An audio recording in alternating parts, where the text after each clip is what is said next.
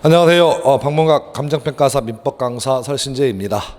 항상 우리가 내년 시험을 대비하려고 하면 이제 과거에 어떤 문제가 출제가 되었는지 기출문제만 정확하게 분석해도 저희 시험에서 민법 같은 경우라면 80% 이상이 반복됩니다. 그래서 최근 24회 시험부터 한 10년간 쭉 보면 기출문제만 들여다봐도 과거에 나왔던 기출문제가 매년 해마다 과장되게 표현하면 80%좀 적게 잡아도 70% 이상 반복됩니다. 다만 표현의 방식이 국어적인 표현이다 보니까 약간 다르게 표현될 수 있다. 그래서 있다를 없다로 바꾼다거나 아니면 있다의 형식을 있을 수 있다 이런 식으로 바꾸다 보니까 그런 약간 변형된 문장만 정확하게 구별하시면 저희 시험은 그래도 민법 시험은 충분히 고득점이 가능한 과목입니다. 그런 맥락에서 올해 치러졌던 2022년 4월 달에 치러졌던 33회 민법 기출문제를 수험생 입장에서 강사가 아니라 수험생 입장에서 좀 풀어보겠습니다.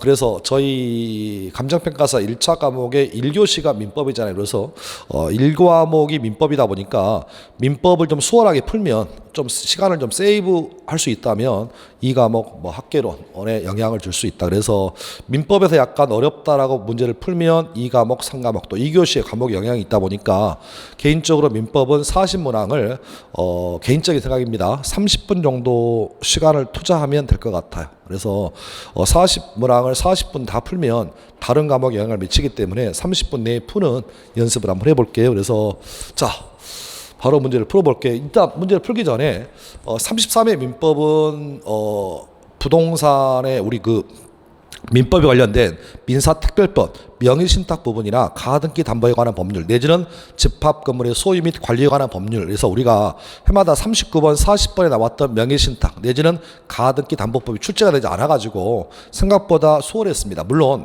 여러분이 보실 내년 시험에 34회 시험에 양도담보나 내지는 명의신탁이 나올지 안 나올지 장담 못하지만 과거의 경험을 보면 올해는 출제가 될 걸로 보여집니다. 이유는 작년에 33회 시험에서는 학계론하고 내지는 회계가 좀 어렵다면서요. 그래서 어려워가지고 출제자가 의식적으로 민법은 약간 쉽게 준 것 같아요. 그래서 쉽게 주다 보니까 39번, 40번에 나왔던 명의신탁 부분이 출제가 되지 않아가지고 상대적으로 수월했습니다. 그래서 작년 기준 33회 기준이라 하면 그래도 공부를 기본과정, 심화과정을 좀 들어보신 분이라면 85점 이상은 맞아야 되는 시험입니다. 그래서 85점에 놓고 한번 수험생 입장에서 문제를 좀 풀어볼게요.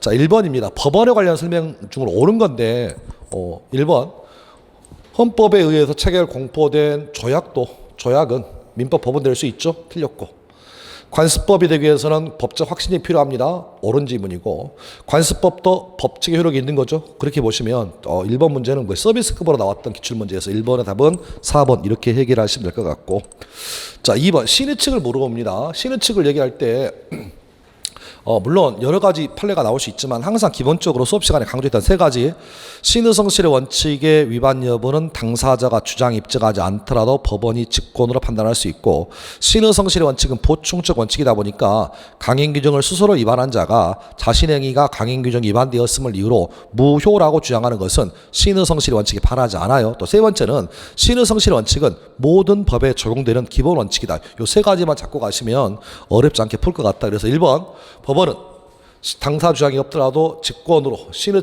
위반 여부를 판단할 수 있죠? 틀렸습니다. 자, 2번 대리 관련 배울 때 무권 대리인이 본인의 지위를 단독 상속한 다음에 본인의 지위에서 추인을 거절하는 것은 신의 측에 반합니다. 그래서 추인을 거절할 수 없죠. 그래서 옳은 얘기고 3번 요 디귿번 지문은 과거에 나왔던 기출은 이거였어요. 부동산 거래에서 신의측상이 고지의무 대상이 되는 것은 법률의 규정뿐이고 계약상 관습작 또는 조리상의 일반 원칙에 의해서는 인정될 수 없다라고 나왔던 것이 과거에 기출했는데 이 올해 33회에서는 이것을 바꿉니다. 그래서 기출문제가 이렇게 항상 이렇게 있는 것을 없는 것으로 없는 것을 있는 것으로 이렇게 출제자가 시험을 출제할 때 과거의 기출문제를 보고 들어오기 때문에 항상 이렇게 꼭 없다라고만 외우지 마시고 틀린 지문도 옳게 옳은 지문 틀리게 그래서 기출문제를 보는 방법은 답만 외우지 마시고 표현의 방식을 있다를 없는 것으로 고쳐도 보시고 또 내지는 없는 것을 있는 것으로 고치는 것도 하나의 실력이다 보니까 그래서 디귿번 지문은 과거에 없다라고 나와 있다가 작년 33회 시험에는 있다고 나왔으니까. 그래서 고지 의무 되는 것은 법에 의한 고지 의무뿐만 아니라 신의 성실의 원칙상, 거래 관념상 고지 의무 있죠. 그래서 아파트를 분양하는 사람들은 아파트를 분양받은 수분양자에게 아파트 단지 인근에 공동묘지나 쓰레기 매립장 있는 사실을 알고 있다면 그것을 고지해야 될 신의 책상의 의무를 부담하죠. 자, 그런 맥락에서 옳은 지문입니다. 그래서 지금 물어보는 게 옳은 지문입니다. 옳은 지문이다 보니까 기억번 제끼니까 역시 4번만 정답 이렇게 나왔던 게 작년 기출 보시면 되겠고, 답은 찾기 쉬웠고요. 3번 미성년 관련 부분에서 굉장히 이 지문은 제가 봐도 수험생 입장에서는 틀릴 수 있어요. 이건 틀려도 돼. 왜냐하면 시간이 민법이라는 과목 자체를 40문제를 40분에 풀면 좀 너무 시간이 오버하니까 30분 이내에 푼다고 하면 지문이 좀 까다로워요. 자, 보죠. 자, 옳은 겁니다. 미성년자 갑이 그 소유 물건에 대한 매매 계약을 체결한 후에 미성년 상태에서, 그러니까 미성년 상태란 얘기니까 취소의 원인이 종료되기 전이죠. 매매 대금의 이행을 청구했다면 이것은 법정 추인 아니에요. 우리가 수업 시간에 법정 추인이 되려면 추인할 수 있는 후 145조에 의하면 추인할 수 있는 후에 전이경 담치각이라는 법정 추인 사유가 존재하고 당사자의 이의의 보류가 없을 때만 추인으로 간주하는 게 법정 추인이다. 법정 추인되었다면 취소 못해요. 그런데 문제는 여전히 미성년 상태니까 이런 경우니까 추인할 수 없습니다. 따라서 아무리 이행을 청구해도 법정 추인이 아니기 때문에 취소할 수 있습니다. 그래서 1번 틀렸고, 2번 법정 대리인이 미성년자에게 특정 영업을 허락했습니다. 그럼 그런 경우라면 대리권 소멸합니다. 대리할 수 없습니다. 틀렸고, 3번 질문. 미성년자가 법정 대리인의 동의 없이 타인의 적법한 대리인으로서 계약했다면 그 대리 행위를 제한 능력을 이유로 취소 못합니다. 틀렸고. 자, 4번. 미성년자가 법정 대리인의 동의 없이 신용금액 계약을 체결한 경우라면 이것은 처분을 허락한 예산이다. 따라서 그 이후에 동의 없음을 이유로 계약을 취소하는 것은 신의 측에 반합니다. 틀렸습니다. 자, 5번만 정답.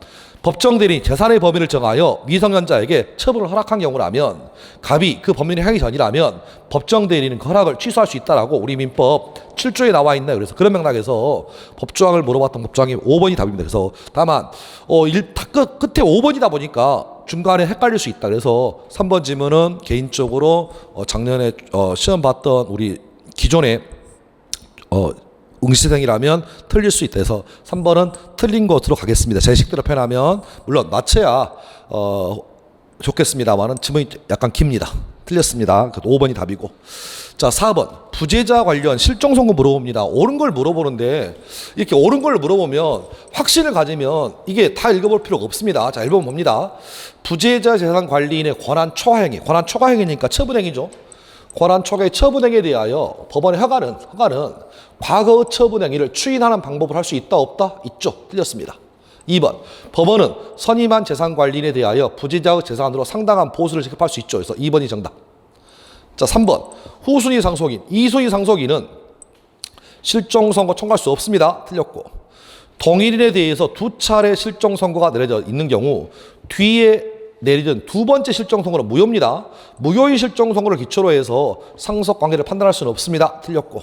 자, 5번 실종선고 받은 자가 실종기간 동안 생존했다는 사실이 확인되었다면 실종선고 취소 없이도 개시된 상속 부정. 틀렸습니다. 실종선고는 사망 간주 규정이다 보니까 생존해 있다는 사실이 확인되어도 반대 증거만 가지고는 이미 개시된 상속을 부정할 수는 없죠. 반드시 실종선고는 사망 간주 규정이다 보니까 실종선고를 취소해야 사망의 효과가 번복된다. 그런 맥락에서 실종선고를 취소하고 이미 개시된 상속을 부정해야지 실종선고를 취소하지 않은 상태에서 이미 개시된 상속을 인정해서는 안 된다. 자, 그런 맥락에서 정답은 2번만 정답에서 이 정도까지가 작년 기출이었고, 자, 법인 관련입니다. 옳지 않은 것. 자, 갑니다.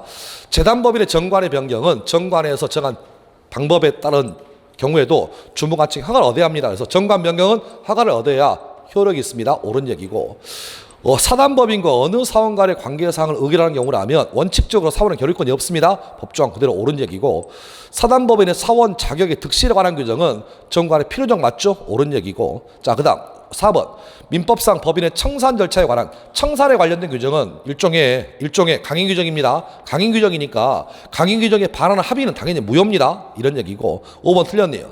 청산 중 법인의 청산인은 채권 신고 기간 내에서는 변지 못합니다. 다만 변제하지 못한다 할지라도 연체 책임 물어야죠. 그래서 지체에 대한 책임을 면하지 못한다라고 법에 나와 있는 법조항이니까 5번이 정답에서 이 정도는 이렇게 푸시면 좋겠습니다. 그래서 이렇게 5번 문제 풀고 6번 갈게요. 자, 법인의 불법 행위를 물어보는데 옳지 않은 거예요. 그래서 제가 수업 시간에 법인의 불법 행위는 저희 시험에 매년 단골이다 보니까 법인의 불법 행위가 성립하기 위한 요건 관련을 좀 정리를 하는데 자, 1번 갑니다. 자, 대표자의 불법 행위로 인해서 자, 법인이 상대방에 대하여 손해배상 책임을 지는 경우에도 자, 대표자는 상대방에 대해서 자신의 손해배상 책임을 면하지 못하죠. 그래서 상대방이 입은 손해에 대해서 법인과 대표자가 연대 책임을 집니다. 따라서 법인이 상대방에게 손해배상을 책임을 지는 경우에도 대표자 자신은 자신에 의한 불법행위니까 자신의 책임을 면하지 못한다라고 35조 1항 단서에 나와 있습니다. 법조항 그대로고 2번 자, 법인의 손해배상 책임의 원인이 의뢰, 대표자의 고의적인 불법행위인 경우에도 병행의 과실이 있더라도 과실상계 법리가 적용될 수 있죠. 그래서 법인의 불법행위가 성립한 경우라면 과실상계 법리가 적용될 수 있으니까 정답은 2번. 틀렸습니다. 그렇죠? 여기까지 틀린 것만 찾았으면 여기 답은 찾았죠? 뻔한 거 아니에요 지금? 그래서 저희 시험에 과실상계라는 지문이 나오면 딱 두 군데 나온다. 하나는 뭐냐면 지금 보는 법인의 불법행위 책임이라면 과실상계 법리가 적용되지만 표현들과 성립한 경우라면 과실상계 법리가 적용되지 않습니다. 그런 맥락에서 2번이 정답. 나머지 한번 읽어볼까요? 별표 1000개짜리 판례입니까? 상대방이 대표자의 행위가 실제로 직무에 관한 행위에 해당하지 아니함을 처음부터 알았거나 그 다음 포인트 중대한 과실로 인하여 알지 못한 경우라면 법인에게 손해배상을 물을 수 없습니다. 법조항 판례 그대로고 자 사원입니다. 사원이 원래 원칙 사원은 우리가 배웠던 사원 법인의 사원이 의결에 찬성했다 그 사유만 가지고는 상대방에 대해서 불법행위 책임을 지지 않지만 그 사원이 대표자의 불법행위에 지금처럼 뭐 했다면 가담했대요. 가담했대 아니면 공동으로 했대. 그러면 이런 식의 질문이 나오면 그 사원 정도 손해배상 책임을 지는 게 맞죠? 옳은 얘기고 5번 비법인 사달의 경우라 할지라도 갑은 의뢰 불법행위로 인한 상대방이 입은 손해를 배상할 책임이 있다. 하고 싶은 얘기는 민법 35조 법인의 불법행위 책임 능력은 법인 아닌 사단에도 유추 적용되는 게 맞죠? 그런 맥락에서 정답은 2번만 정답이었습니다. 자 7번 갈게요. 출제자가 나름대로 문제를 만들었어요. 그래서 갑사단법인 3인의 이사 을병정을 두고 있는 경우에 그러면 하고 싶은 얘기는 법인의 이사가 여러 명이라 할지라도 법인의 사무는 각자 대표하고 법인의 사무집행은 이사의 과반수로서 결정합니다. 요게 요 문제의 함정 같아. 그래서 자 을병정이 자 법인의 사무에 대해서 사무는 대외적이죠. 사무니까 각자 대표합니다. 옳은 얘기입니다. 자 2번 사무집행입니다. 사무집행은 과반수죠. 그래서 옳은 얘기고 3번 갑의 정관의 의뢰 대표권 제한에 관한 규정이 있더라도 이를 등기하지 않으면 악의의 삼재에 대항할 수 없습니다. 판례 그대로입니까? 옳고 자 네 번째 병이 대표자죠. 병이 삼자에게 갑의 재반 사무를 포괄적 위임할 수 없습니다. 포괄적 위임 안 돼요. 위임 악인되기 때문에 포괄적 위임한 경우라면 법인에게 효력이 없습니다. 옳은 얘기고 그렇죠? 자 그다음 5번 질문 법인의 토지를 정의 매수하면 여기서 법인의 토지를 대표이사가 매수하는 것은 이것은 요게 힌트야. 법인과 대표자 이해상반행입니다. 그러니까 요 단어를 찾는 사람이 합격하는 거예요. 그래서 이해상반행이니까 임시사 아니라 특별대리 뽑으셔야 돼. 그래서 임시사는 배웠던 것처럼 이사가 없거나 이사의 결혼이라면 임시이사지만 지금은 포인트가 법인의 토지를 대표자가 매수했다는 것은 그러면 전형적으로 법인의 땅을 대표자가 샀다는 얘기니까 시세보다 싸게 사겠죠. 그러니까 이것이 전형적인 법인과 이사의 이해상반행이니까 이때는 임시이사가 아니라 특별대리를 뽑는다. 그런 맥락에서 5번이 정답. 이렇게 나왔던 게 기출이고 자 8번 반사회적 행위로서 무효가 아닌 걸 찾습니다. 반사회질적인 조건, 다른 말로 표현하면 불법 조건입니다. 불법 조건이 붙어있는 법률행위 무효 맞죠? 맞고 상대방한테 표시된 동기가 불법적인 것이래. 103조 위반입니다. 자, 부착관계 종료 해지 조건 불법 조건입니다. 무효입니다. 오로지 보험사고를 가장하여 보험금을 취득할 목적으로 체결한 생명보험 역시 103조 위반의 무효이고 5번 주택매매계약에서 양도소득세를 면탈할 목적으로 소유권 이전 등기를 일정 기간 후에 이전받기로 약정, 이 특약만 가지고는 103조 위반이 아닙니다. 자, 그래서 정답은 5번 이렇게 나왔던 게 8번 103조 위반이고요. 자, 불공정한 법률행위 물어봅니다. 옳지 않은 걸 틀린 걸 샀습니다. 급부와 반대급부의 현저한 불균형은 무효를 주장하는 피해 당사자 주장해야죠. 그래서 우리가 객관적 요건, 급부와 반대급부가 현저히 불균형한다 할지라도 당사자의 공박, 경솔, 무경험 등이 추정되지 아니하므로 무효 주장하는 사람이 피해자 스스로 공박했음을, 스스로 무경험했음을 증명. 그런 맥락에서 1번 문제 없고. 자, 무경험이라고 하는 것은, 자, 포인트가 이겁니다. 특정 영역에서의 경험 부족이 아니라 거래 일반적인 생활 참여의 경험 부족. 문제 없네요. 자, 그 다음 대리인에 의해서 계약이 체결된 경우라면 공박이 있었는지 여부는 본인을 기준으로 판단한다. 맞죠? 경솔과 무경험은 대리인 기준이고요. 자, 4번 불공정한 법률에서 무효인 경우라면 추인할 수 없습니다. 옳은 얘기고. 자, 키워드 5번 경매입니다. 경매는 법률 행위가 아니라 법률의 규정이다. 따라서 경매라면 104조가 적용되지 않습니다. 그래서 X. 그래서 5번이 정답. 이렇게 나왔던 게 작년 기출 문제이고, 뭐 그 서비스로 나옵니다. 보시면 되겠고. 자, 10번 물건 옳지 않은 거예요. 옳지 않은 거. 자, 1번 주물에 대한 압류의 효력은 특별한 사정이 없다면 종물에도 뭐 한다? 미친다. 틀렸네. 1번이 답. 하고 싶은 얘기. 아파트의 구성 요소 전유 부분, 공용 부분, 대지권. 그러면 아파트 전유 부분에 압류가 설정되었다면 압류의 효력은 설정된 전유 부분뿐만 아니라 대지권 영향을 뭐한다? 미친다. 포인트가 이겁니다. 우리 민법 100조 2항 종물은 주물의 처분에 따른다 했을 때 이 처분의 의미가 매매와 같은 사법상 처분뿐만 아니라 지금 나와 있는 압류와 같은 공법상의 처분도 포함되죠. 그런 맥락에서 1번 집은 X. 자, 사람의 시체, 유골도 결론은 뭐라고요? 물건이다. 전기는 일종의 물건이다. 맞죠? 법정과실은 소치할 권리 존속기간 일수. 이에 비해서 천연과실은 뭡니까? 천연과실은 뭐예요? 원물로부터 분리할 당시에 수취할 권리자. 그래서 정확하게 101조, 102조는 외우세요. 천연과실은 물건의 용법에 의하여 수취한 산출물. 법정과실은 물건의 사용 이익으로 받는 금전. 그렇죠? 천연과실은 원물로부터 분리할 당시에 수취할 권리자. 법정과실은 지금 나와 있는 권리의 존속기간 일수의 비료 취득. 까딱 잘못했다가는 틀릴 수 있으니까 정확한 법정입니다. 자, 주물만 처분하고 종물을 처분하지 않기는 약정 유효죠. 이유는 종물은 주물의 처분에 따른다는 규정이 임의 규정이니까 얼마든지 주물과 종물을 별도로 처분할 수 있다. 그래서 그런 맥락에서 1번이 답. 압류와 같은 공법상 처분도 처분에 포함된다. 이렇게 확인하시면 되겠고.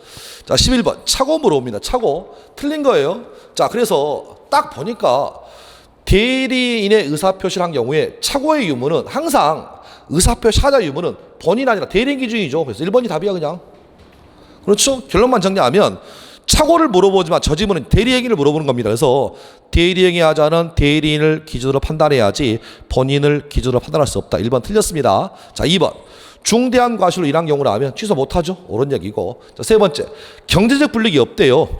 주교 부분 아니죠. 맞는 얘기고. 진위에 동의했대. 그럼 진위에 동의했다는 얘기가 나오면 이건 착오가 아니야. 왜냐하면 설사 표시는 잘못됐어도 표자의 진위와 상대방의 진위가 일치하잖아. 따라서 당사자의 의사가 일치하니까 이때는 착오의 문제가 아닙니다. 취소 못합니다. 그래서 옳은 얘기고. 그 다음 착오가 없었더라도 의사표시를 하는 자는 없었더라도 의사표시 하지 않았을 것을 증명해라. 그런 맥락에서 정리하시면 충분할 것으로 보여집니다. 우리가 5번 지문은 증명 책임이다. 그래서 중요 부분에 대한 증명 책임은 표자가 지고 중대한 과실에 대한 증명 책임은 상대방이 진다. 자, 그런 맥락에서 확인하시면 좋겠습니다. 자, 12번 사기 강박 물어봅니다. 옳지 않은 거예요. 옳지 않은 거. 그래서 상대방의 기망행위로 의사결정이 동기에 관하여 착오를 일으킨 경우에 자, 키워드입니다. 사기를 이유로 취소할 수 있습니다. 다만 동기의 착오니까 착오를 이유로는 취소 못해요. 자, 그래서 1번 문제 없고 2번 상대방이 불법적 해약의 고지 없이 각서에 서명할 것을 강력히 요구했대. 이거 강박 아니에요. 왜냐하면 강박이 되려면 먼저 해약을 고지해라. 해약을 고지하고 했더니 상대방이 쫄아야 한다. 그래서 단순히 각서에 서명할 것을 강력히 요구하는 것만 가지고는 상대방이 공포심을 일으켰다 할지라도 상대방한테 해약을 고지한 게 없기 때문에 강박이 아닙니다. 그런 얘기도 옳은 얘기고, 부작위에 의한 기망, 다른 말로 침묵인가요? 침묵도 사기될 수 있죠. 옳은 얘기고. 자, 네 번째, 자, 계약을 취소하지 않고도 손해배상을 청구할 수 있다. 그래서 정답은 4번. 그래서 이렇게 좀 보시면 되겠고, 자, 5번, 매수인이 매도인을 기망해서 부동산을 매수한 후 3자에게 저당권 설정해 준 경우라면 제3자는 선의로 추정되는 게 맞죠. 그런 맥락에서 이렇게 읽어보시면 좋겠습니다. 선생님, 문제를 푸는데 어떻게 이렇게 포인트만 잡고 합니까? 라고 하는데 이게 연습이 되지 않으면 힘들어요, 지금. 그러니까 우리가 수험생 입장에서 보면, 죄송해요, 저는 여러분 입장에서 문제를 풀다 보니까 이렇게 좀 포인트를 잡고 옳은 거 먼저 틀린 거 찾은 다음에 이렇게 좀 문제를 푸시면 좋겠습니다. 자, 13번 질문. 효력 발생에 관련된 설명으로 옳은 거예요. 옳은 거. 의사표시 도달의 의미는 통지의 내용을 상대방이 알 것 필요 없죠. 요지할 필요는 없습니다. 틀렸습니다. 2번이 답. 제한 능력자, 같은 말, 수령 무능력자. 시험에 3번 이상 기출. 그렇죠? 제한 능력자는 적극적으로 행위할 수도 없지만 상대방의 의사표시도 수령할 수 없는 수령 무능력자입니다. 그래서 2번이 답이고, 나머지는 필요 없겠네. 보통 우편 도달로 보지 않습니다. 내용 증명 우편이나 등기 우편이라면 도달로 보지만 보통 우편이라면 분실에 우려가 있기 때문에 도달로 보지 않습니다. 자, 네 번째, 표자가 의사표시를 발송한 후 죽었습니다. 죽었다 할지라도 의사표시는 유효죠. 틀렸습니다. 자, 다섯 번째, 과실로 상대방을 알지 못하면 공시송달 안 됩니다. 공시송달하기 위한 첫 번째 요건, 표자에게 과실이 없어야 돼. 따라서 표자에게 과실이 있다면 공시송달할 수 없다. 자, 그런 맥락에서 정답은 2번만. 14번, 복대리 물어봅니다. 복대리. 자, 옳지 않은 거예요.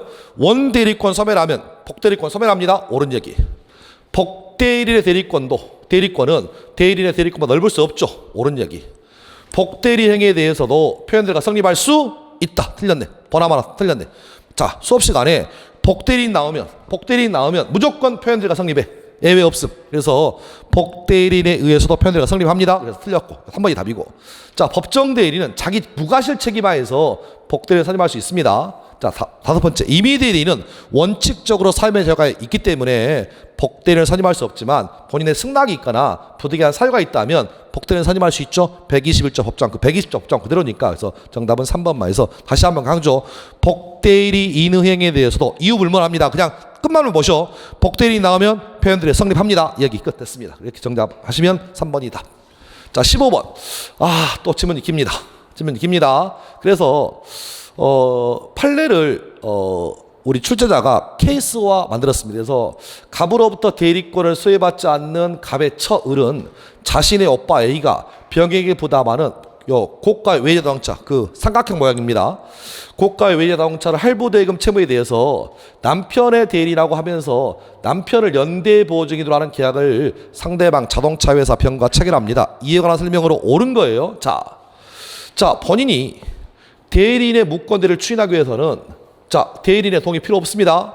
즉 추인은 상대방이 있는 단독행위니까 상대방이나 무권대리인의 동의를 요하지 않습니다. 그래서 1번 아니고. 자, 2번.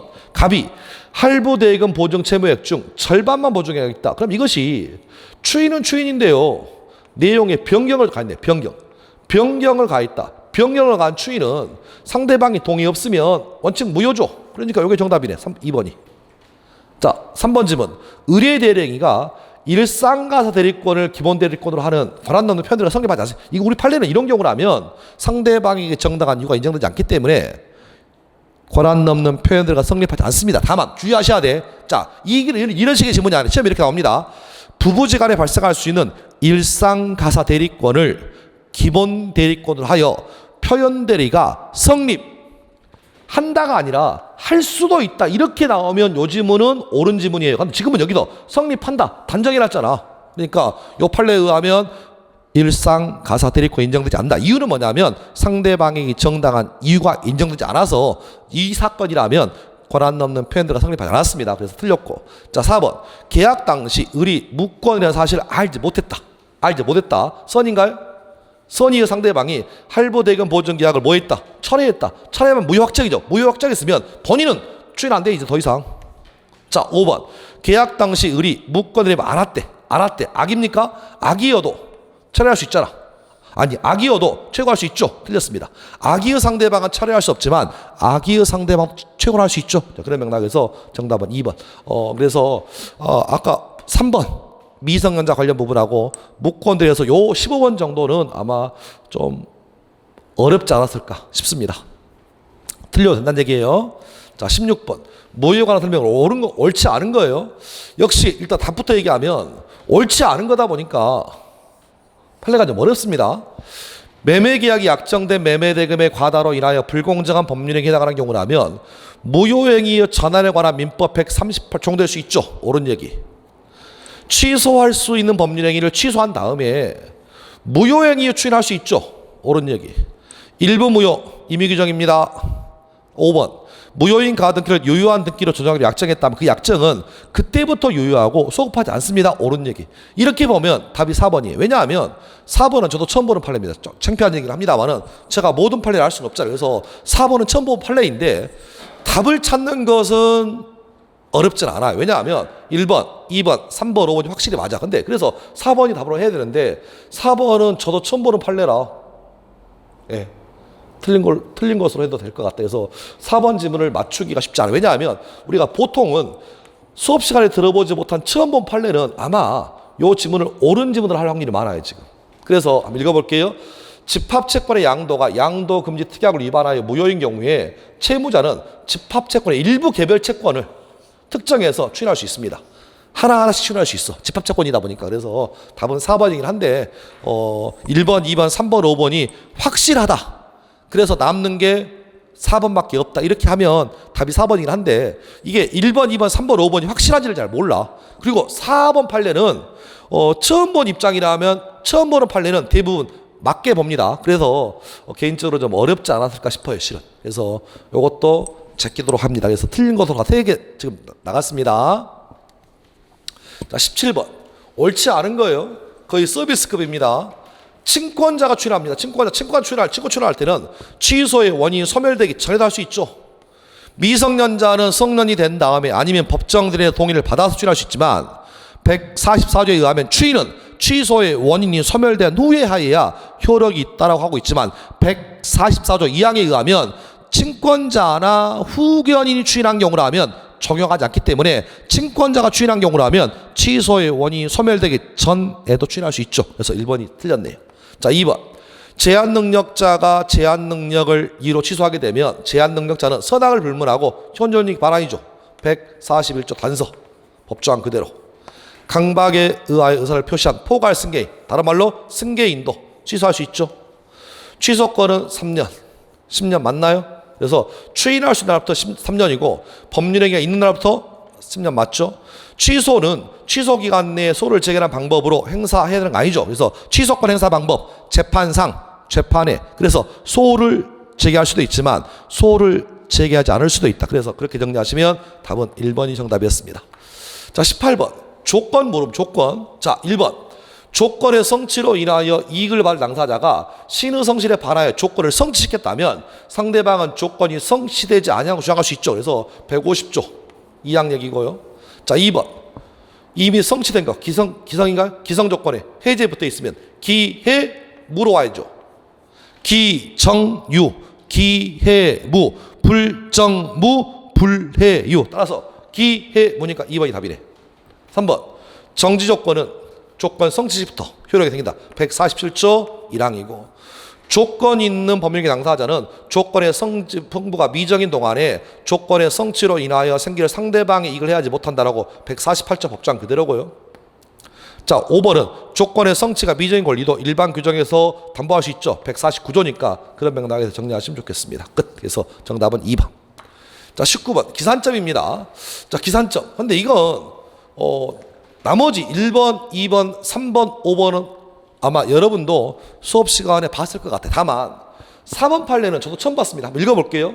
갑이 자기 소유의 건물을 매도했을 때 이익을 을에게 분배하여 약정했다면 그러면 을의 갑에 대한 건물 팔았으니까 이익을 분배할 이 권리는 이 분배 청구권은 건물을 팔아야 되지 약정할 때부터 행사할 수 있는 게 아니잖아요. 지금 건물을 팔아요. 건물 매각 시부터 소멸시효가 진행하는 것이지 약정했을 때부터 약정한 상태라면 건물 팔기 전이야. 그러니까 건물 팔기 전이니까 행사하고 싶은 행사 모드에 따라서 분배 약정시가 아니라 건물 매도 시부터 소멸시효가 진행합니다. 그런 맥락에서 상식이 있다면 죄송해요. 상식이 있다면 4번이 답입니다. 물론 저는 상식이 없다는 얘기는 하지 마시고 그러니까 판례가 출제자가 시험이 많을 때는 모든 판례를 다 기출로 풀 수는 없잖아요. 그러니까 이런 식의 지문은 저는 처음 보는 판례지만 이 지문을 맞추셔야 돼요. 왜냐하면 당연한 얘기가 있어요. 그런 맥락에서 4번 지문은 답입니다. 나머지는 읽어보시면 되겠고 20번 중단입니다. 중단. 자, 중단에 관련된 문제가 매년 나오는데요. 요즘 이 승인 관련해서 많이 승인. 그래서 우리 32회가 승인이 의사표시입니까? 라고 물어봤던 기출문제고요. 승인은 의사표시 아닙니다. 관념의 통지입니다. 승인은 처분 능력은 요하지 않죠. 다만 최소한 승인은 행위 능력은 필요합니다. 그래서 3번 보셔봐. 재산관리인은 법원의 허가 없이 부재자를 대리하여 상대방 채권의 소멸시효를 중단시키는 채무 승인을 할 수 있느냐? 있습니다. 이유는 뭐냐면 재산관리인은 처분 능력은 없어도 행위 능력은 필요하잖아. 자, 그런 맥락에서 3번이 답. 정확하게 좀 보시면 돼요. 나머지 시효의 중단은 원칙적으로 당사자와 승계인 간에만 효력이 있다. 법조항 그대로고요. 파산 절차 중단 효력이 있고 천재지변 숫자 기억 1월 정지되죠. 그다음에 부부정 한쪽 6월입니다. 그래서 4번 5번이 정지 관련된 법조항이죠. 그래서 정지 관련이라면 보통은 6월이지만 천재지변만 2월이다. 이 정도에만 정리하시면 얘기 끝에서 법조항대로 정리하시면 좋겠습니다. 자, 이렇게 해서 민법 총칙 20문제를 깜짝아사히 풀어봤고요. 그래서 민법 총칙이라면 방금 봤던 20문항 중에서 3번하고 제한 능력 관련, 미성령 관련 부분하고 그 다음에 할부대금, 무권들에 관련 부분 요 2개 정도는 틀릴 수 있다. 근데 나머지 지문들은 거의 맞춰야 된다는 게 개인적인 생각. 자, 21번 가볼게요. 등기입니다. 등기 옳지 않은 거요. 자, 그래서 가등기된 권리의 이전 등기는 부기등 형식 격려할 수 있다. 수업 시간에 계급분 물었던 지문이니까 옳은 지문이고 근저당권 등기가 원인 없이 말소됩니다. 원인 없이 말소입니다. 원인 없이 말소되더라도 적법한 권리자로 뭐한다? 추정한다. 옳은 얘기고 그 다음 가등기에 의해서 번등기가 격려되면 물권 변동 효력은 소급표 없습니다. 번등기 시에 효력 발생합니다. 가등기는 순위 보존 효력만 발생할 뿐이지 소급하지 않습니다. 그래서 답은 3번 틀렸습니다. 자, 네 번째 소유권 이전 등기 원인으로 주장된 계약서가 진정하지 않는 것으로 증명되었다면 등기의 추정력은 소멸합니다. 법멸, 다른 말로 법멸입니다. 5. 자, 5번 동일 부동산에 관하여 등기 명의를 달리하는 중복된 소유권 보존 등기 격려되었다면 선행 보존 등기가 원인 무효가 아니라 후행 등기, 다른 말로 표현하면 이중 보존 등기는 무효 맞죠? 자, 그런 맥락에서 정답은 3번만. 가등기에 의한 본등기 시 소유권을 취득하는 시기는 본등기 시이다. 순위만 소급할 뿐이지 효력 발생은 가등기 시가 아니라 본등기 시에 효력이 발생한다. 이렇게 보시면 3번입니다. 물권적 청구권에 관련 설명으로 옳은 겁니다. 자, 어렵습니다. 어려운데 나머지만 하나만 답만 어렵고 나머지가 쉬워요. 지역권자 방해 제가 청구할 수 있죠.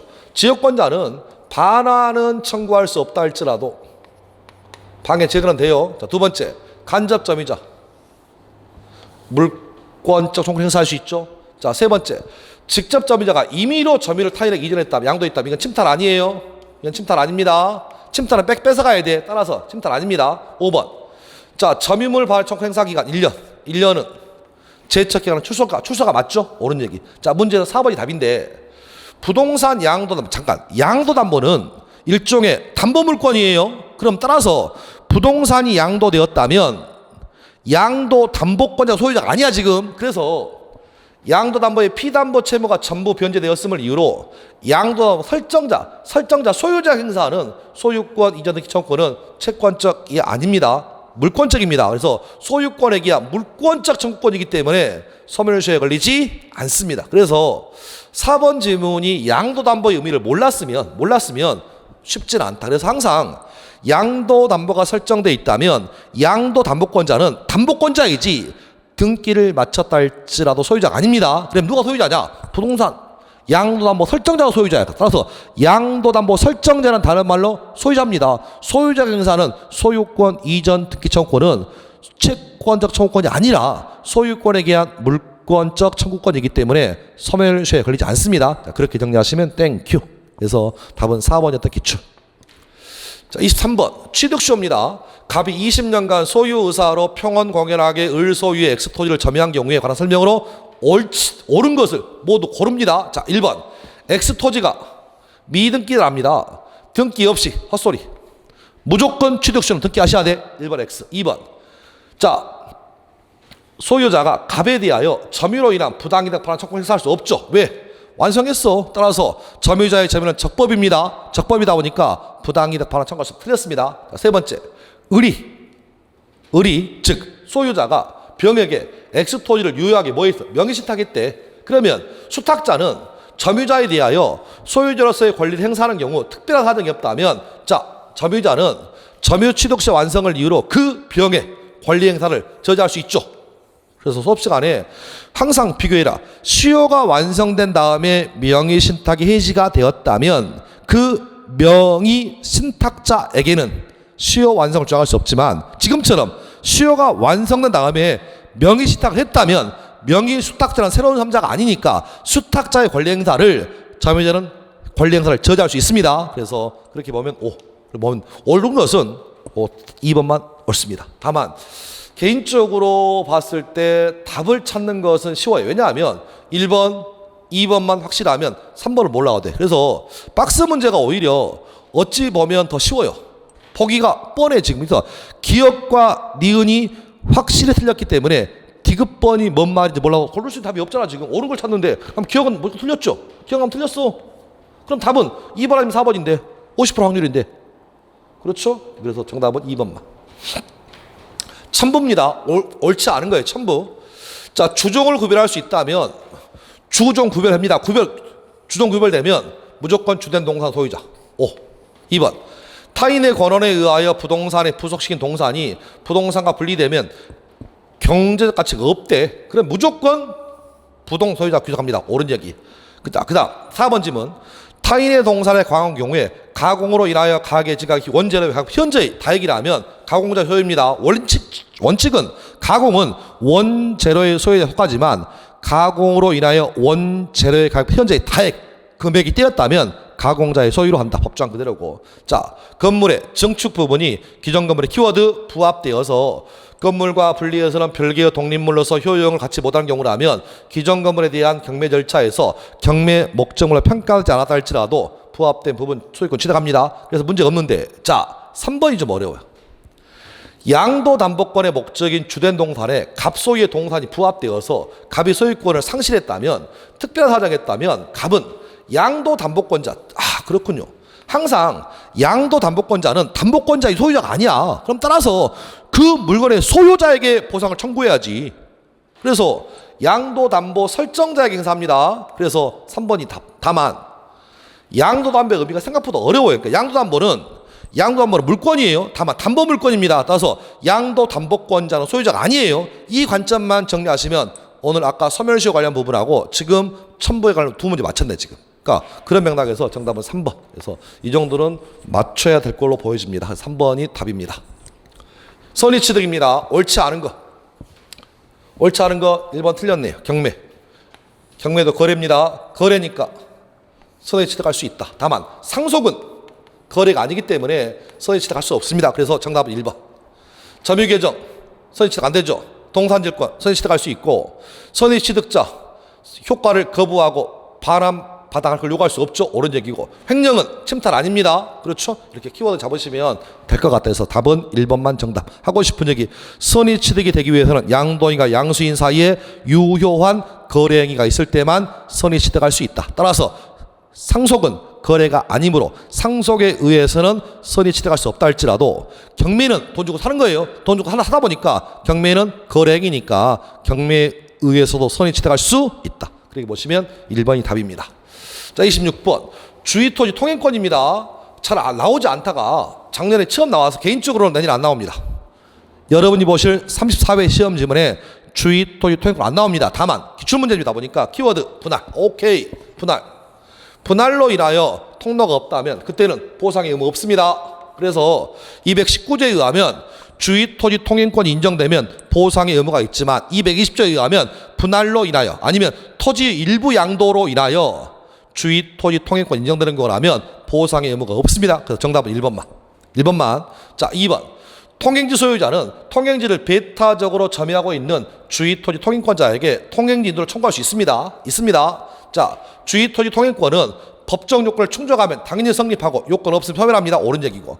통행권에 기한 통행이 파기되는 축적물도 철거물을 부담합니다. 옳은 얘기고. 주위 토지 통행권은 현재의 영법에 의해서 정해지는 것이지 장래의 이용 상황까지 미리 대비할 필요는 없죠. 정답은 그래서 분할이니까 보상의 의무가 없습니다. 자, 1번이 답이고. 27번 점유입니다. 옳은 건데요. 옳은 겁니다. 자, 미등기 건물의 양수인은 법적으로 소유자는 아니라 할지라도 사실상 처분권이 보유하고 있다면 이 사람 건물 부지를 점유하고 있는 것을 볼 수 있습니다. 틀렸습니다. 3번 질문. 점유자의 권리적법 추정 민법 200조는 부동산 물권이라면 적용되지 않습니다. 200조 점유물에 대해서 행사하는 권리는 적법하게 보유한 것 추정한다. 이 법조항은 동산 물권에만 적용되고 부동산은 점유를 볼 게 아니라 등기를 봐야죠. 따라서 점유 권리 적법 추정 이유는 부동산 물권에는 적용되지 않습니다. 그래서 틀렸고. 자, 네 번째. 선의의 점유자라도 본권에 관해서 투표소에 있다면 패소 판결된 때가 아니라 소재기 시죠. 틀렸고. 진정한 소유자가 점유를 상대로 소유권 이전 등기 말소 청구 소송을 제기하여 점유자가 패소에 있다면 소 제기된 때가 아니라 패소 판결 시지. 패소 판결 시에 타주죠. 그래서 자, 4번. 선의에서 악의로 바뀌는 시기 소제기 시. 자주에서 타주로 바뀌는 시기 패소 판결 확정 시. 그래서 틀렸고 정답은 2번. 건물 공유자 중 일부만이 당해 건물을 점유하고 있다면 건물의 부지는 건물 공유자 전원이 공동으로 점유한 것을 볼 수 있다. 그래서 정답은 2번. 다만 나머지 자 1번 지문 또 내지는 5번 지문이 이제 어려워서 개인적으로는 공부가 좀 어지간히 돼 있지 않으면 틀렸을 걸로 보여집니다. 그래서 자 2번 지문은 별 뜻 없어요. 이제 볼게요. 예를 들어서 아버지로부터 상속받은 건물이 있는데 세 자녀 갑을병이 상속받았는데 그중에 한 사람 장남이 건물을 좋아하면 건물을 점유하고 있다면 다른 상속인도 점유하고 봐야지. 그런 맥락의 의미야. 그런 맥락에서 답은 2번이긴 한데 일단 물권법에서 가장 처음에 나온 것 중에 어려웠던 질문 27번입니다. 그래서 27번은 틀려도 될 것 같습니다. 자, 28번. 자, 갑은, 을은, 병은 공유하고 있네. 자, 그러면 항상 포인트가 이겁니다. 갑의 지분이 7분의 1인가요? 적어놔야지. 을의 지분 7분의 1, 7분의 2. 그리고 병 지분 7분의 4. 아, 그러면 우리는 병의 이름을 과반수 지분권자라 부른다. 자, 옳지 않은 거예요. 갑이 7분의 1인가요? 7분의 1이. 다른 공유자 협의 없이 토지 전부를 독점 점유하고 있다면 자, 7분의 2. 7분의 2는 갑에 대하여 공유물의 보존행위로서 토지인도 청구할 수 없다. 옳은 얘기. 정, 제3자가 X토지를 전부 불법 점유하고 있다면 7분의 1 소수 지분권자도 토지 전부를 청구할 수 있죠. 5. 세 번째. 자, 7분의 4. 과반수 지분권자가 다른 공유자 협의 없이 전부를 무에게 임대해 있다면 7분의 1 지분권자는 임차인 무에게 차임 상당의 7분의 1을 부당이득 청구할 수 없습니다. 적법점이니까. 다만 과반수 지분권자에게는 임료 상당을 청구할 수 있겠죠. 임차인 무는 그 임대인 병한테 차임 지급했어. 그럼 문제 없잖아 지금. 그러니까 잘 보셔야 돼. 소수 지분권자는 적법 점유한 임차인을 상대로 해서 임료 상당의 부당 이득은 청구할 수 없고 그것을 임대한 과반수 지분권자에게 나만 막냐? 내 목 달라라고 7분의 1에 대해서 부당 이득 청구할 수 있으니 그런 맥락에서 3번 틀렸습니다. 4번. 갑을 병 사이에 X토지 사용 수익에 관한 특약의 공유 지분권의 본질적 부분을 침해하지 않는 경우라면 그 특약은 승계인에게 승계됩니다. 옳은 얘기고. 자, 갑은 특별한 사정이 없다면 다른 공유자 동의 없이 지분 처분할 수 있죠. 그래서 옳은 얘기. 그래서 그런 맥락에서 답은 3번으로. 그래서 항상 물론 지문이 좀 길긴 하지만 그렇게 어렵진 않아요. 의미를 좀 이해하시면 될 것 같습니다. 그래서 정답은 3번. 자, 29번. 공유물 분할입니다. 자, 옳지 않은 거예요. 1번. 공유물 분할 청구권의 형성권이다. 옳은 얘기고. 공유 분할 청구권만큼은 소멸시효 걸리지 않는다. 옳은 얘기고. 부동산 공유 일부 공유 지분 위에 저당권 설정되어 있고 나중에 분할되었다면 저당권은 분할된 각 부분의 지분의 비율로 규정하는 것이지 채무자 앞으로 집중되는 건 아니에요. 정답은 3번. 그렇죠? 그래서 3번 틀렸습니다. 4번. 공유물 분할 청구에서 법원은 원칙적으로 공유물 분할 청구하는 원고가 구하는 방법에 구애받지 않고 재량에 의해서 합리적으로 분할을 명할 수 있습니다. 판례 그대로. 자, 5번. 공유자 언제든지 공유물 분할 청구할 수 있죠. 법조항 그대로. 그런 맥락에서 정답은 3번. 그래서 공유 지분 위에 설정된 저당권은 나중에 공유 토지가 분할되면 돈을 빌려간 저당권 설정자의 분할된 토지에 집중하는 것이 아니라 분할된 각 토지에 지분의 비율로 귀속됩니다. 자, 그런 맥락에서 정리하시면 3번이 답 됐습니다. 자, 관습법상의 법정지상권입니다. 지문만 쓸데없이 길지. 하고 싶은 얘기는 1번이 답인가요? 자, 그래서 자, 결론 이겁니다. 동일인지 아닌지 판단하는 시기는 매각대금 완납시가 아니라 압류 효력이 발생한 때죠. 그래서 처분 당시에 토지 소유자와 건물 소유자가 동일했을 때만 법정 지상권이 성립한다면 처분의 의미가 뭐냐? 강제 경매가 되면 강제 경매 개시 결정 등기, 다른 말로 표현하면 압류의 효력이 발생한 때를 기준으로 해서 동일성을 판단해야지 매각대금 완납시가 아닙니다. 그래서 매번 나왔던 기출 문제니까 그래서 1번이 답입니다. 이게 역시 저희 시험에 최소한 10년간 2번 이상은 나왔어요. 그래서 그런 맥락에서 매각대금 완납시가 아니라 압류의 효력이 발생한 때, 다른 말로 표현하면 경매 개시결정 뜻입니다. 그래서 1번이 답. 자, 2번. 관습법상의 법정 지상권이 성립하였지만 건물 소유자가 토지 소유자와 건물 소유를 목적으로 하는 임대차 계약을 체결했으면 이건 법정 지상권 포기입니다. 자, 세 번째. 법정 지상권은 법률의 규정이니까 등기 없이도 정할 수 있습니다. 옳은 얘기고. 자, 네 번째. 관습법상의 법정 지상권이 성립한 후 건물이 증축되었어도 그 지상권의 범위는 구건물 기준으로 합니다. 신건물 아니에요? 옳은 얘기고. 자, 관습법상의 법정 지상권 발생을 배제한 특약은 유효하지만 특약이 있느냐의 존재 여부에 관한 증명 책임은 특약의 존재를 주장하는 자가 아쉬운 의미 합니다. 그래서 그런 맥락에서 정답은 1번. 31번. 지역권입니다. 옳지 않은 거예요. 자, 그래서 수업 시간에 항상 헷갈리는 이거다. 소멸시효 없느냐, 취득시효 없느냐. 그래서 제가 수업 시간에 취업, 소입 이렇게 한 것 같아. 그래서 취득시효의 중단은 지역권을 행사하는 모든 공유자에 대한 사유가 아니면 효력이 없습니다. 옳은 얘기. 근데 소멸시효는 중단은 다른 공유자에게 효력이 있습니다. 그래서 정답은 3번. 그래서 단순하게 제가 요 294조, 295조가 좀 어렵다. 그래서 취득시효라는 단어가 나오면 끝말이 없다로 끝나야 한다. 소멸시효가 나오면 있다로 끝나. 이렇게 강의하고 싶지 않았지만 그렇게 연습을 시켜드렸으니까 답을 찾는 것은 그렇게 어렵지 않습니다. 물론 2번. 한 사람만 취득해도 다른 공유자 지역권 취득합니다. 불가분성. 5번. 통행 지역권을 시효 취득하는 경우라면 보상하라고 되어 있죠. 그래서 역시 5번 지문도 매년 나오는 기출. 자, 그런 맥락에서 정답은 3번만. 33번. 전세권입니다. 옳지 않은 거예요. 자, 전세금의 지급은 전세권 성립에서 맞죠? 기존 채권으로 가져갈 수 있고요. 자, 3번 틀렸네요. 농경지는 전세권에 목적할 수 없습니다. 우리 법조항 303조 2항. 농경지는 전세권의 목적으로 할 수 없다. 답은 3번. 전세금의 경제사정의 변동으로 인하여 상당하지 아니하게 됐더라면 당사자는 장래에 대하여 증감을 청구할 수 있죠. 이것을 전세금 증감 청구라 부르고. 5번. 전세권의 목적물 전부 또는 일부가 전세권자에게 책임 있는 사유로 멸실되었다면 전세권 설정자 전세권이 소멸한 후 전세금으로서 손해배상 청구할 수 있습니다. 법조항 그대로. 해서 정답은 3번만. 33번.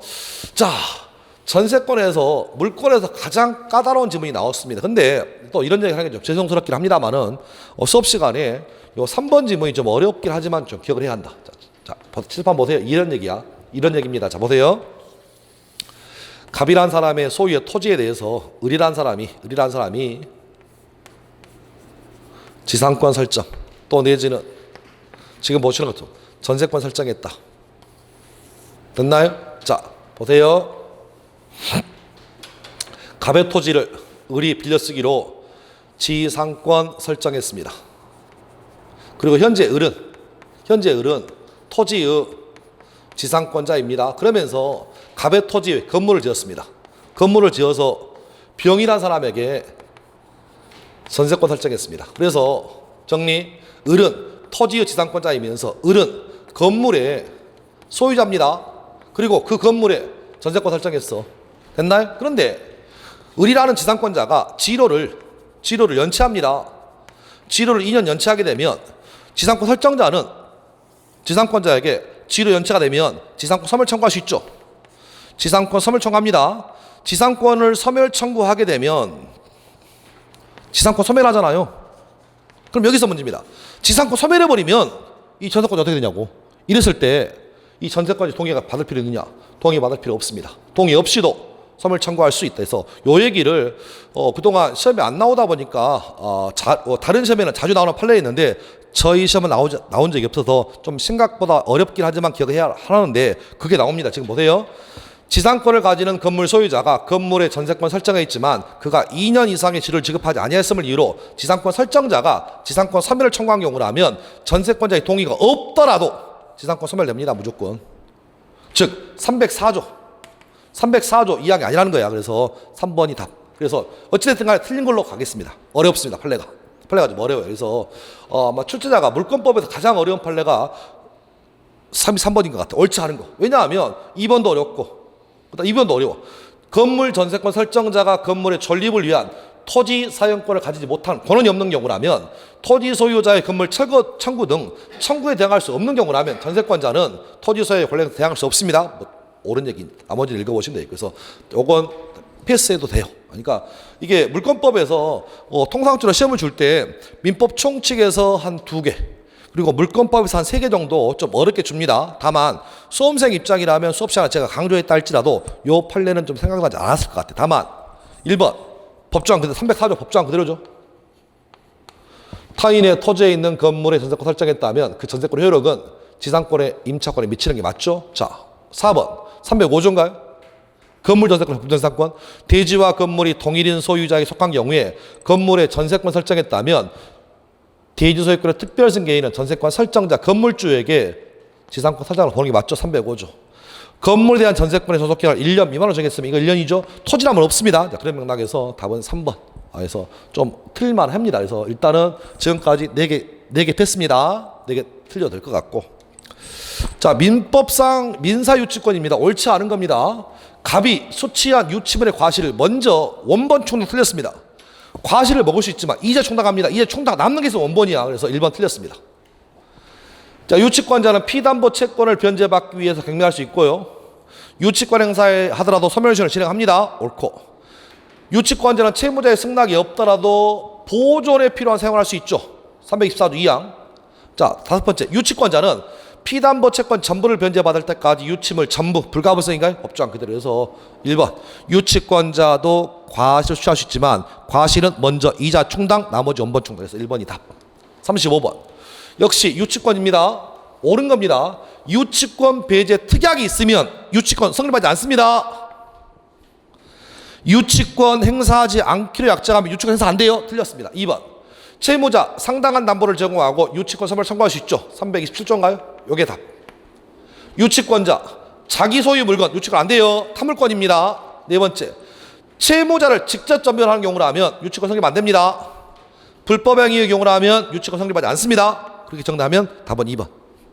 36번. 동산유권입니다. 옳지 않은 것. 질권자는 피담보 채권 변제를 받기 위하여 질물을 경매할 수 있고 매각 대행으로부터 동일순위 X 우선순위입니다. 우선 변제야 질권은. 유치권은 경매권은 동일 평등 배당이지만 질권자의 경매와 저당권자의 경매는 평등 배당 아니에요. 우선 배당이야. 정답 1번. 나머지 법조항. 양도할 수 없는 물건 질권 설정 안 됩니다.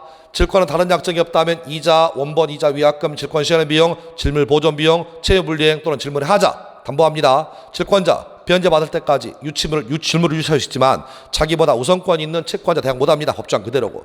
소개의 채권을 담보했다면 동일 동산에 여러 개의 질권 설정했다면 순위는 설정의 선에 의하니까 질권도 우연 있다. 정답은 1번만. 47번. 일괄경매 청구입니다. 옳은 거예요. 그래서 자 1번 기억번. 저당권 설정한 다음에 설정자가 토지의 건물을 축조해서 저당권자가 토지와 함께 건물에 대해서 경매를 청구하는 경우라면 건물의 경매 대가에서는 우선 변제 받을 권리가 없습니다. 이유는 저당권 효력은 토지에만 미치지 건물에는 미치지 않는다. 그래서 토지에 대해서는 우선 변제 받을지라도 건물이라면 우선 변제 받을 권리 없습니다. X. 자, 2번. 저당권 설정자로부터 저당 토지에 대한 용익권, 임차권을 설정받은 자가 토지에 건물을 축조한 후 저당권 설정자 채무자가 건물의 소유권을 취득한 경우라면 이런 경우에도 일괄경매 청구가 인정됩니다. 옳은 얘기. 3번. 저당권 설정한 다음에 설정자가 토지에 축조한 건물의 소유권을 3자에게 이전됐습니다. 그럼 이런 이전됐으니까 내가 지었지만 현재 내 건물이 아니잖아. 그럼 따라서 이런 경우라면 일괄경매 청구할 수 없습니다. 옳은 얘기. 그래서 자, 옳은 것은 니은 디귿. 그래서 정답은 4번. 작년에 좀 특이했던 게 뭐냐, 박스 중에서 4번이 답이 많았어요. 니은 디귿으로. 그러니까 출제자가 이게 좀 다른 얘기를 합니다만은 항상 패턴이 좀 있습니다. 그래서 지금 박스가 몇 개 나왔는데 그 중에 공통적인 것은 4번 니은 디귿만 답으로 줬던 것이 좀 기억이 납니다. 그래서 답은 4번이고 38번.